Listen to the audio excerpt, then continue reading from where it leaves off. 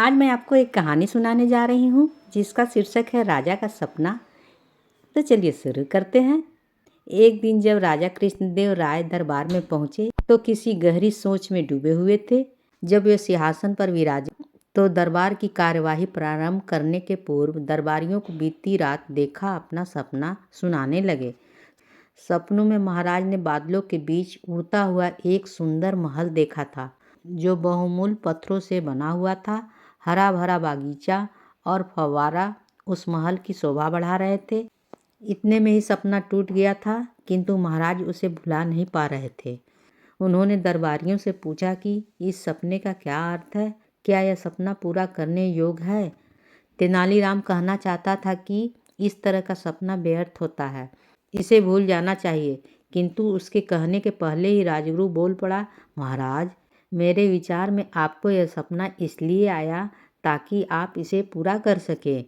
आपको अपने सपनों के महल का निर्माण करना चाहिए। राजगुरु लोभी और धूर्त प्रवृत्ति का व्यक्ति था। वह चाहता था कि महल निर्माण की जिम्मेदारी उसे दे दी जाए ताकि वह निर्माण में व्यर्थ किए जाने वाले धन का स्वयं हड़प ले। तेनालीराम राजगुरु की योजना समझ गया था, किंतु वो कुछ कहता उसके पहले ही महाराज ने महल निर्माण की जिम्मेदारी राजगुरु को सौंप दी और उसे अगले ही दिन से कार्य प्रारंभ करने का आदेश दे दिया। दिन गुजरते रहे, राजगुरु ने महल निर्माण का कार्य प्रारंभ नहीं किया। महाराज जब भी उससे महल के बारे में पूछते तो वह निर्माण में हो रही देरी का कोई न कोई बहाना बता देता। वह महाराज से उसके सपने के बारे में तरह तरह के प्रश्न पूछता। उसके समय बढ़ाने के साथ साथ बजट के नाम पर धन भी ऐंठ लेता।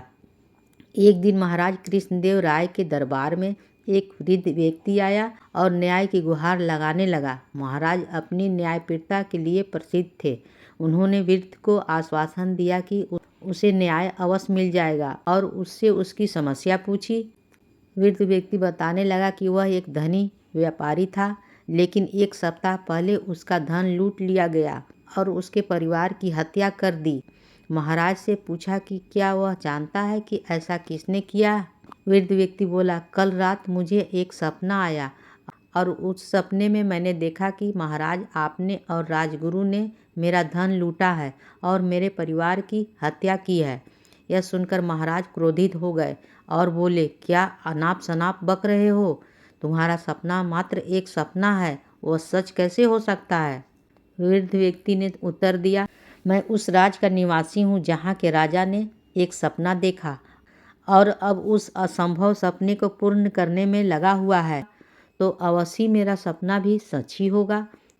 उत्तर सुनकर महाराज को अपनी गलती का एहसास हुआ। उन्होंने ध्यान से वृद्ध व्यक्ति को देखा तो समझ गए कि वह तेनालीराम ही है, जो वेश बदलकर उन्हें उनकी गलती समझाने आया है। उन्होंने उसी समय अपने सपने का महल बनाने का आदेश निरस्त कर दिया। अगर कहानी अच्छी लगी हो तो please like, share and subscribe ज़रूर कीजिएगा। कहानी होती है समाप्त।